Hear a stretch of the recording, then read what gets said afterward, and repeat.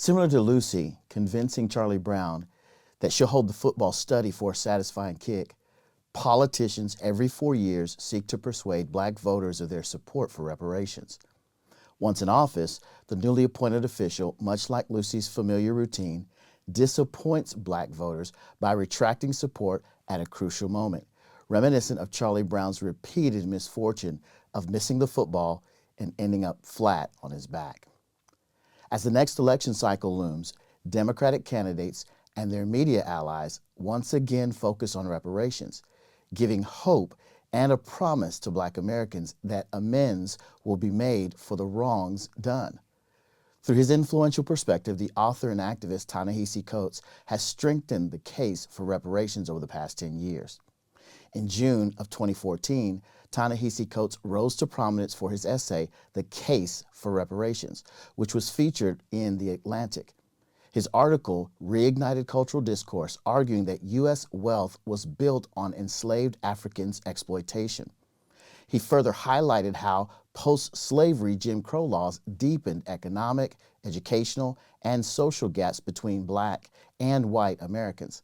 Finally, Coates addressed housing discrimination, predatory lending, and redlining's impact on black communities. According to Coates, these factors collectively warranted a demand for reparations, underscoring the necessity of federal intervention. While Coates's arguments for reparations appear compelling initially, the matter is not so clear-cut. We need to consider additional factors post-slavery when assessing the government's treatment of enslaved Africans and their progeny. Advocates for reparations may disagree, but I hold a different view. In my view, assigning a monetary value to the abhorrent practice of slavery may be an insurmountable challenge. However, a discerning examination of history reveals that the U.S. federal government has made greater efforts to address this issue and satisfy its debt than any other government in the history of the world. As it pertains to money and materials as reparations owed to black descendants of slavery, the United States government's ledger should unequivocally read, paid in full. Slavery by the numbers.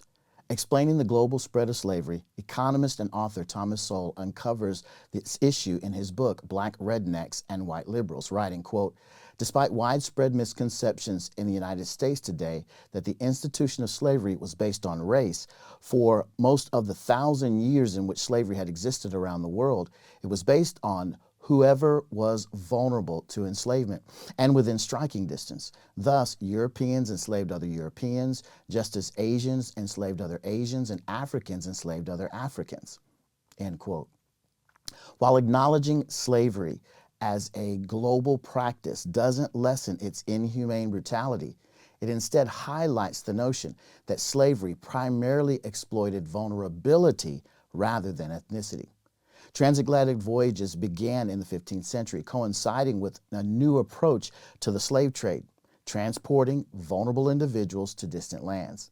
From the 15th to the 19th centuries, transatlantic slavery involved the trafficking of 12.5 million people.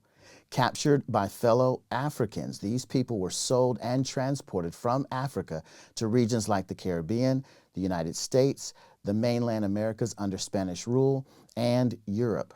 Brazil received the largest share of slaves, with 3.5 million slaves delivered to Brazilian shores.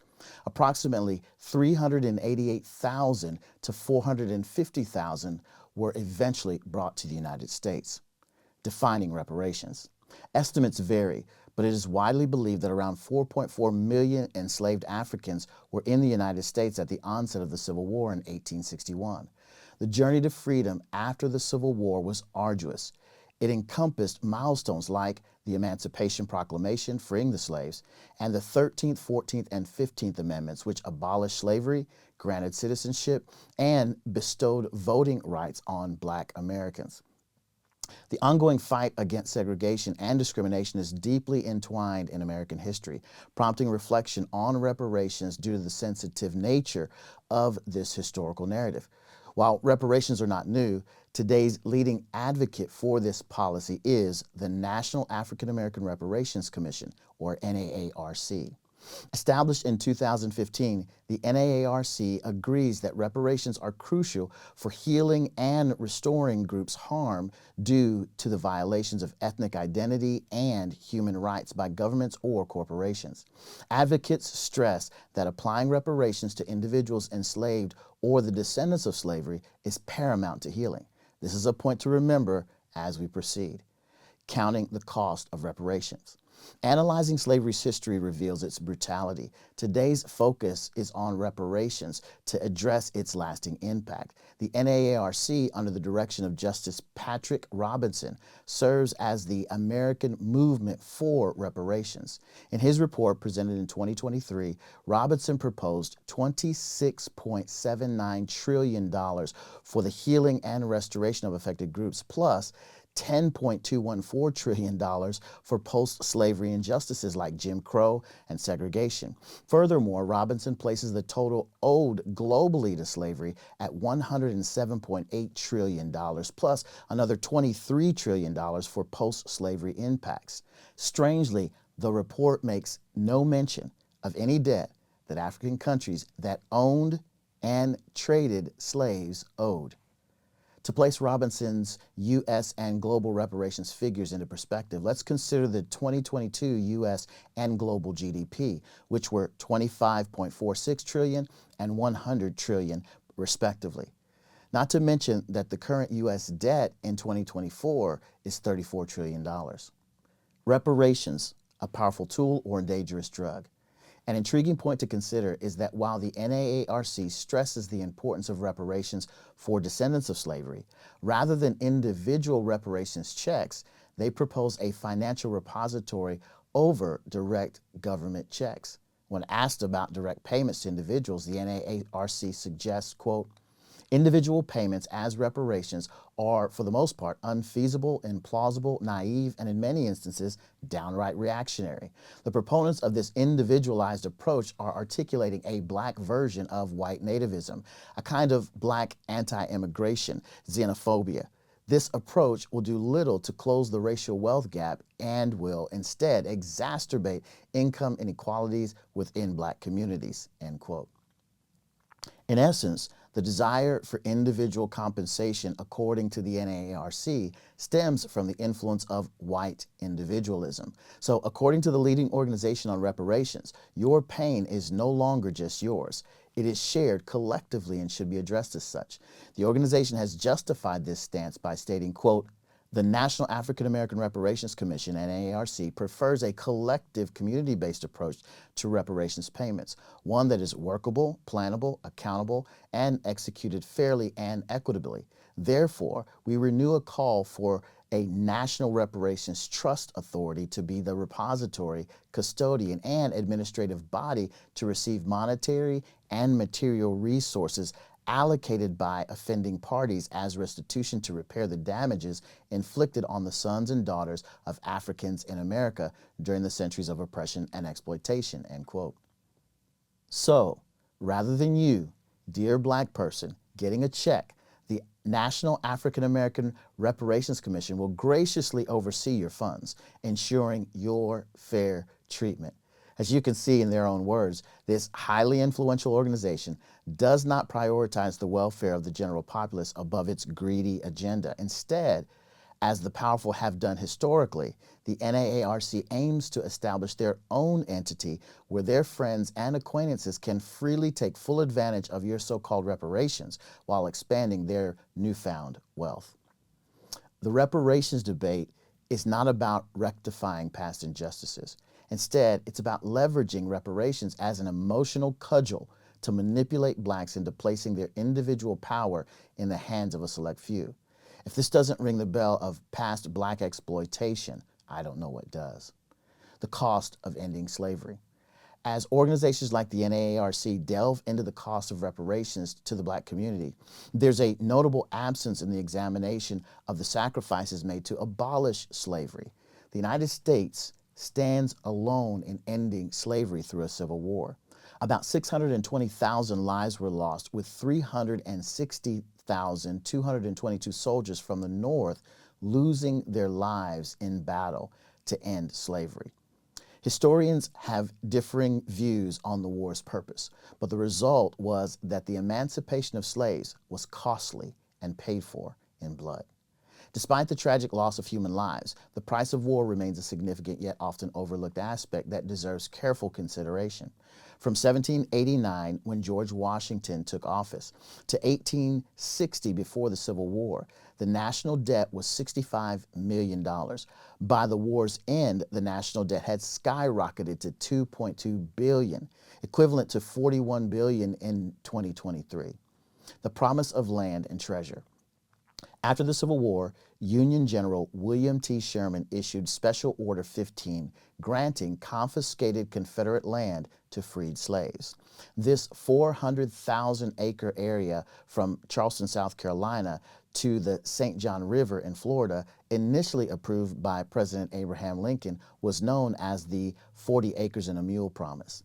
However, President Andrew Johnson, Lincoln's Democratic successor, overturned this commitment after Lincoln's assassination. Although Sherman's anticipated special order did not come to fruition, the radical Republicans, renowned for their anti-slavery stance and support for civil rights, enacted the Southern Homestead Act in 1866. This legislation safeguarded 46 million acres of public land for freed blacks and others across various states, including Alabama, Mississippi, Louisiana, Arkansas, and Florida. While well-intentioned, this initiative faced challenges. Most public land was densely forested, requiring extensive resources for conversion to farmland. A barrier for blacks in the South was their inability to procure land because of a mere $5 fee, coupled with insufficient resources to cultivate the land. Additionally, many encountered violent opposition from white Southerners. In the end, only 6,000 blacks, or 36,000 with family, benefited from the Southern Homestead Act. From poverty to prosperity. While helpful to some, the Homestead Act of 1866 didn't completely meet the needs of the 4 million remaining slaves. This prompted further federal actions to address injustices in post-slavery America. Predating the Civil Rights Act of 1964, Congress enacted the Civil Rights Acts of 1870, 1871, and 1875. These laws, also called Enforcement Acts, aimed to safeguard voting rights, combat the Ku Klux Klan's intimidation, and ensure equal access to public and private facilities. However, on October 15, 1883, the Supreme Court struck down the 1875 Act, deeming it an unconstitutional overstep in protecting blacks from personal and private discrimination. Although the Supreme Court decision in Plessy v. Ferguson, 1896, was a backward step, the court advanced equality with landmark cases like Brown v. Board of Education, 1954, Browder v. Gale, 1956, and Loving v. Virginia, 1967. Amidst the hurdles faced by black people, much like other ethnic minorities navigating a dominant culture, tales of triumph emerge. There were those who emerged from slavery to become the first post-slavery millionaires. Robert Gordon, 1812 to 1844. Bridget Biddy Mason, 1818 to 1891. Madam C.J. Walker, 1867 to 1919. Ottaway or O.W. Gurley, 1868 to 1935. And Mary Ellen Pleasant, 1815 to 1904. There were those who were pioneering inventors. Thomas Jennings, 1791 to 1854, with dry cleaning. Garrett Morgan, 1877 to 1963, for the gas mask and traffic signal. George Washington Carver, 1864 to 1943, with 300 peanut innovations. Frederick McKinley Jones, 1893 to 1961, with modernizing refrigeration. And Alexander Miles, 1838 to 1918, with the elevator door enhancement.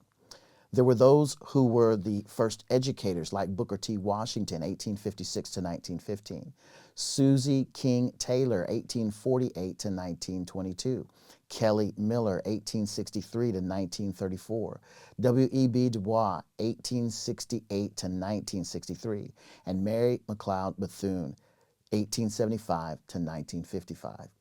These stories of these trailblazing pioneers conquering significant obstacles demonstrate that success could be achieved independently from reparations or government involvement. then to now. In addition to these pioneers between 1890 and 1850, this period witnessed the most significant reduction in the wealth disparity between blacks and whites. All of this was accomplished despite prevalent racism. Remarkably, during this period, black communities exhibited stronger familial structures, lower rates of out-of-wedlock births, substantial poverty alleviation, improved literacy rates, and greater moral resilience in the immediate aftermath of slavery compared to the years following the Civil Rights era. A primary example can be seen in two-parent households. In 1890, 80% of children were raised in a two-parent household, and this figure was stable through 1950. This is evidence that family stability prevailed, evidence that slavery, black codes, segregation, and Jim Crow failed to break apart black families. However, presently, only 28% of children are born into two-parent households, with single-parent households accounting for 72% of the black community.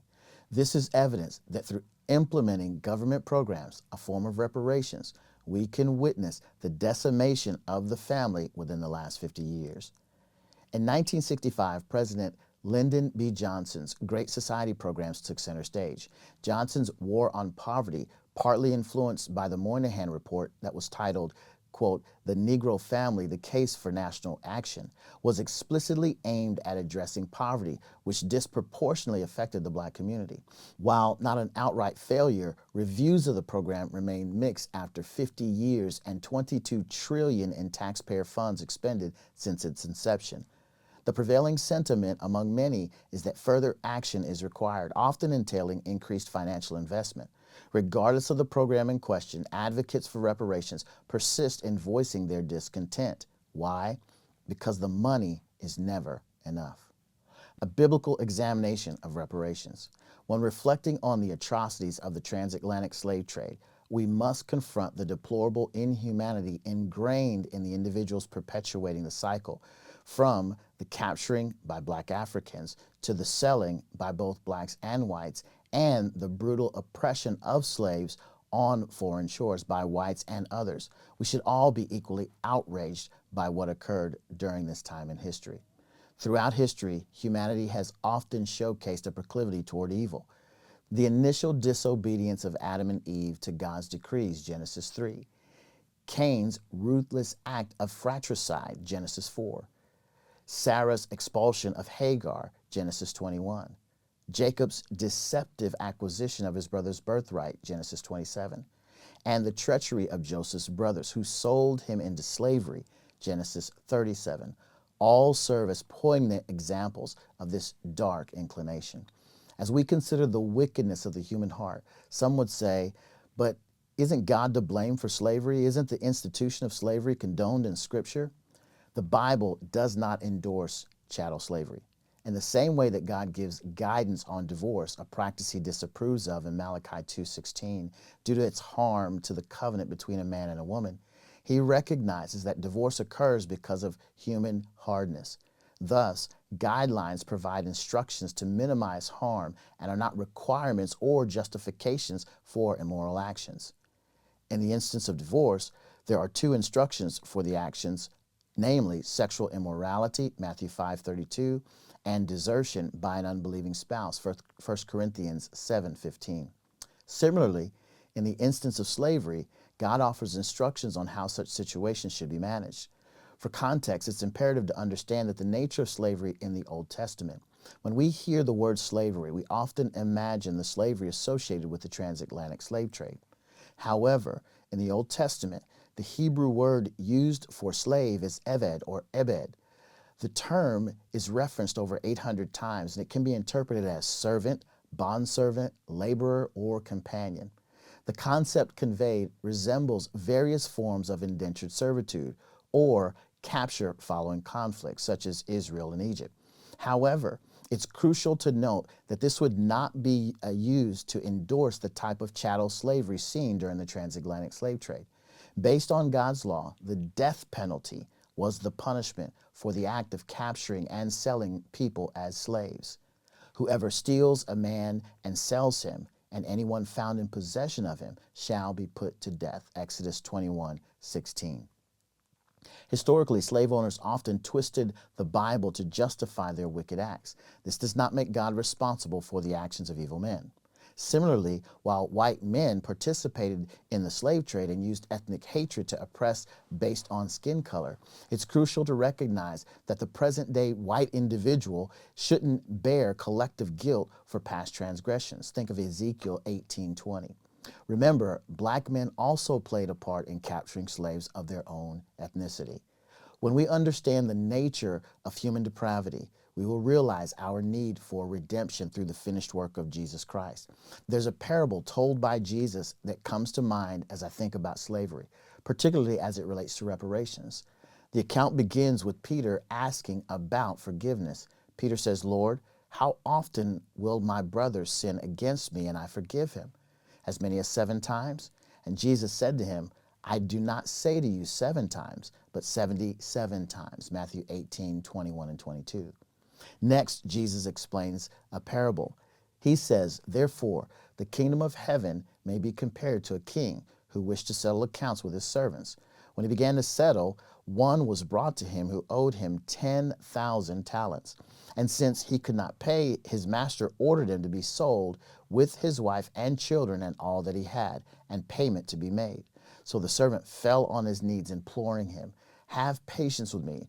I will pay you everything. Out of pity for him, the master of that servant released him and forgave him the debt. But when that same servant went out, he found one of his fellow servants who owed him 100 denarii. And seizing him, he began to choke him, saying, pay what you owe. So his fellow servants fell down and pleaded with him, have patience with me, and I will pay you. He refused and went and put him in prison until he should pay the debt. When his fellow servants saw what had taken place, they were greatly distressed, and they went and reported to their master all that had taken place. Then his master summoned him and said to him, you wicked servant, I forgave you all the debt because you pleaded with me. And should not you have had mercy on your fellow servant as I had mercy on you? And in anger, his master delivered him to the jailers until he should pay all his debt. So also my heavenly Father will do to every one of you if you do not forgive your brother from your heart. Matthew 18:23-35. The last sentence in this parable is sobering. While it's crucial not to overlook the impact of slavery, it's worth considering the moral guidance of Jesus before demanding reparations from those who weren't directly involved in historical wrongs. Promoting victimhood will prove to be a great detriment to future generations, and the current reparations debate only adds to this dilemma. Recognizing the eternal debt we owe to God and acknowledging that another has settled it may open our eyes to the power of forgiveness. Consider this. I posit that those forgiven much in turn extend forgiveness generously. Hence, I contend that the debt owed to current generations of slaves' descendants has been completely paid in full.